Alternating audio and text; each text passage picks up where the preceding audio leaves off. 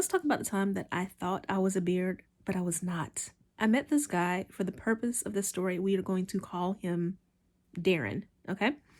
And Darren and I met at church. Darren and I became really fast friends. So at the time, I was out of college, but Darren was younger than me and he was still in school. He was, struggling with some of his classes.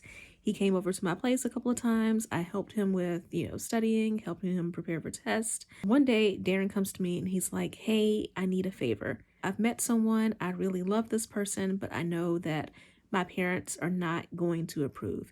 So I was wondering if, you could just pretend that you and I were together." I was like, okay, at some point you're gonna have to tell your parents the truth, but sure, for a little bit, I will play pretend and pretend to be your girlfriend because I, of course, thought that he was gay. This goes on for a couple of months. His parents go to the same church. So, I'm talking to them, we get along, I go out with them for a few dinners, everything's cool until the one day that I wake up from a long sleep and there's a phone call from a number that I don't recognize.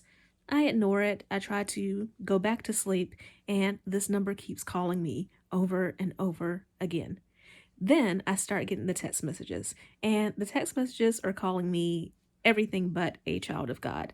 Then I hear a noise, and I go outside, and there's a woman who has written, first of all, she's written the word hoe on my car in lipstick, and she's also thrown a brick at my window. Now, it turns out she got the right car, but she got the wrong apartment. So the window thing was somebody else's problem. Darren was not, in fact, gay. Darren was dating a woman who had a, we'll say, loose reputation, and she worked in the adult industry. That is why his parents would not have approved of her. And he was trying to hide that by, lying and saying that he was with me when he was spending time with her. And turns out she found out about me, thought that our relationship was a real relationship, and she didn't like that very much.